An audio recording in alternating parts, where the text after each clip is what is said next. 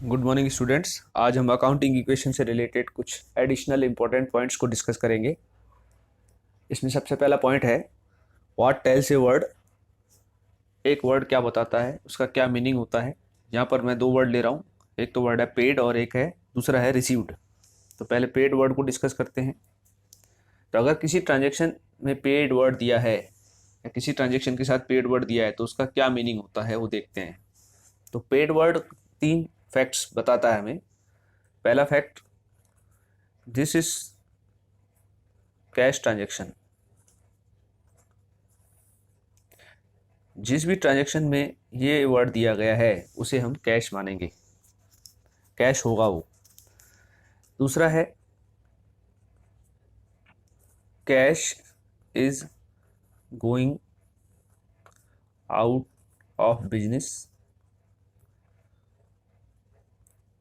या हम ऐसे भी बोल सकते हैं cash is decreased in business. Business में कैश कम हो रहा है, जा रहा है, क्योंकि पेड का मतलब हो गया हमारी पॉकेट से गया, हमने पॉकेट में से बाहर निकाला उसको। तीसरा फैक्ट है reasons of cash outflow. Cash outflow यानी कैश बाहर जाने के क्या कारण हो सकते हैं। तो हाँ, यहाँ देखिए क्या क्या कारण हो सकते हैं।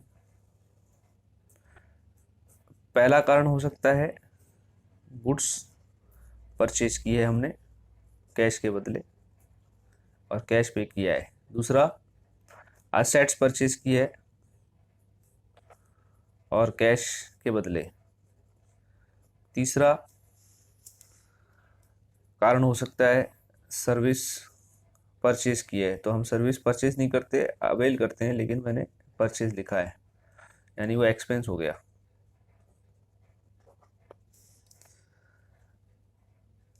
चौथा कारण हो सकता है लायबिलिटी। लायबिलिटी दो तरह की होती है, मैंने बताया था आपको, इंटरनल और एक्सटर्नल। पेड और रिड्यूस्ड। तो पेड वर्ड का मीनिंग हमने देख लिया। पेड का मतलब हो गया एक कैश ट्रांजेक्शन है। दूसरा, कैश बिजनेस में से जा रहा है।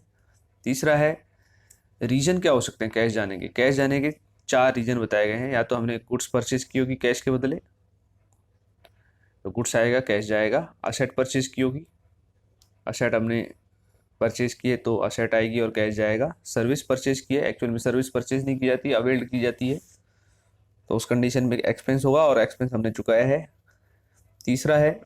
चौथा है लायबिलिटी, हमने पे की है या रिड्यूस की है। तो लायबिलिटी अपने आप कैसे रिड्यूस होगी, अपने आप नहीं हो सकती, हमें कुछ पे करना पड़ेगा जिससे लायबिलिटी रिड्यूस हो जाएगी। तो आपने देखा पेड वर्ड का मीनिंग और उसके क्या क्या रीजन हो सकते हैं। अब हम देखते हैं नेक्स्ट वर्ड, और नेक्स्ट वर्ड है रिसीव्ड।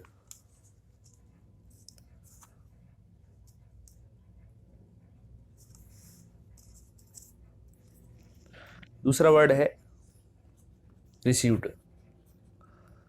अब ये रिसीव्ड वर्ड क्या बताता है हमें, ये भी कुछ चीज़ें बताता है।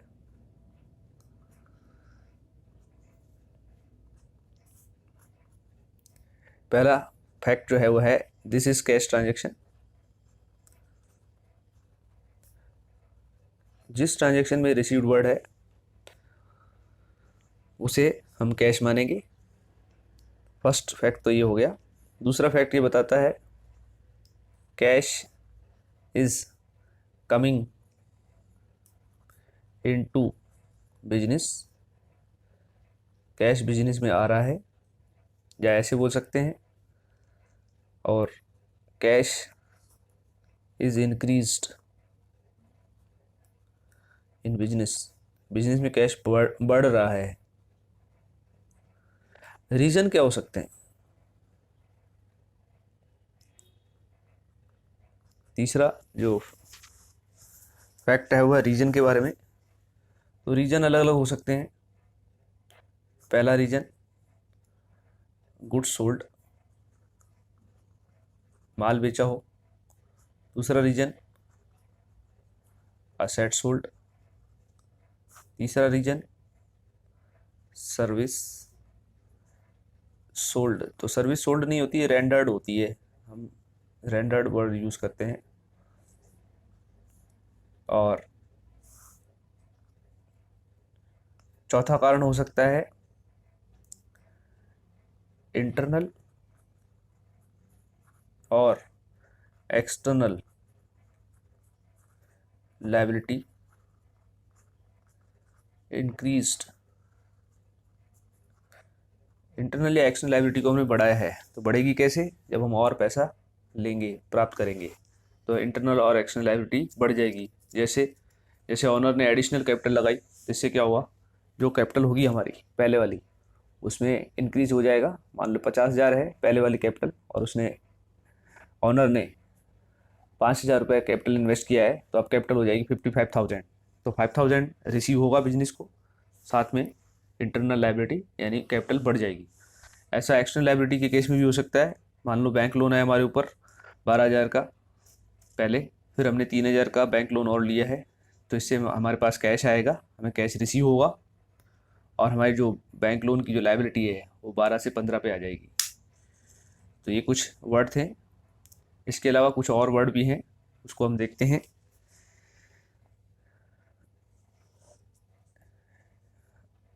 रेंट पेड और एक है रेंट रिसीव्ड। रेंट पेड का मतलब हो गया ड्यू एंड पेड, और रेंट रिसीव्ड का मतलब है ड्यू एंड रिसीव्ड। यहाँ ये ध्यान रखिए, ड्यू का मतलब हम समझते हैं पे करना है, ऐसा नहीं होता है। ड्यू का मतलब हमेशा पेड नहीं होता है, पे करना नहीं होता है, पेबल नहीं होता। ड्यू डिफरेंट मीनिंग है जिसका। अगर हमने सर्विस दी है तो ड्यू का मतलब हमारी इनकम हो गई है, और अगर हमने सर्विस ली है तो ड्यू का मतलब हमारा एक्सपेंस हो गया है। तो रेंट पेड अगर है तो हम पेड साइड तो दिया हुआ है, तो क्या ड्यू है? अगर ड्यू के बारे में साइलेंट है तो हम ड्यू मानेंगे। ऐसे ही रेंट रिसीव्ड है, तो रिसीव्ड वर्ड दिया है, रिसीव्ड साइड बताया है, लेकिन ड्यू साइड नहीं बताया, तो हम ड्यू मानेंगे। और जहाँ ड्यू हो जाएगा वहाँ इनकम या एक्सपेंडिचर माना जाएगा। तो ये ड्यू बताता है कि ये एक्सपेंस हो चुका है, और एक्सपेंस होते ही कैपिटल माइनस होगी। यहाँ ड्यू बताता है कि इनकम हो गई है, और इनकम से कैपिटल बढ़ जाएगी। इनकम कैसे हो गई और एक्सपेंस कैसे हुआ? क्योंकि पेड वर्ड है, तो पेड तो एक्सपेंस के लिए ही हुआ होगा, और रिसीव्ड वर्ड इनकम के लिए होगा। पेड में अगर पेड वर्ड दिया है तो कैश माइनस हो जाएगा, और रिसीव्ड वर्ड दिया है तो कैश प्लस हो जाएगा।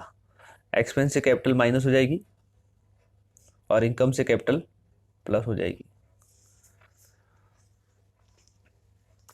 अगर रेंट और रिसीव्ड और पेड के अलावा कुछ और वर्ड भी दिए हैं उनके साथ, तो उनका क्या मीनिंग होगा?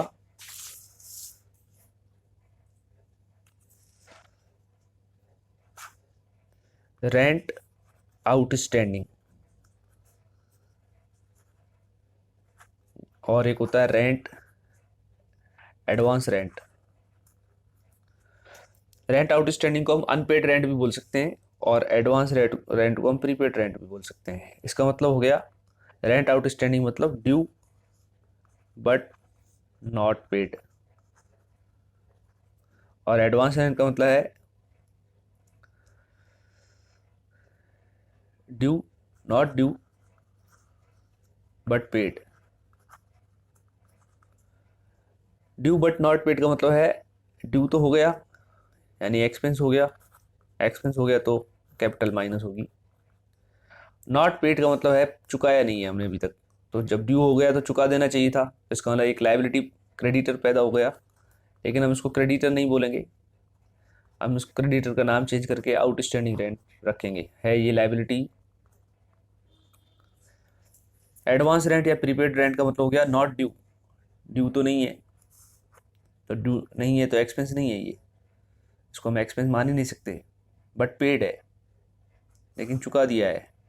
पेड है तो कैश माइनस होगा, क्योंकि पेड का मतलब है कैश गया। अब नॉट ड्यू बोल रहा है, जब ड्यू ही नहीं है और फिर भी हमने पे कर दिया, तो इसका मतलब जिसको हमने पे किया है वो हमारा डेटर है। और यहाँ डेटर को बोलेंगे एडवांस रेंट, और एडवांस रेंट जो है वो हमारी एसेट है। तो आउटस्टैंडिंग रेंट जो है वो हमारी लायबिलिटी है और एडवांस रेंट हमारी एसेट है। ये मैंने पेमेंट के रेस्पेक्ट में बताया है। अगर इनकम के रेस्पेक्ट में मैं आपको बताऊं तो फिर हो सकता है रेंट एक्रूड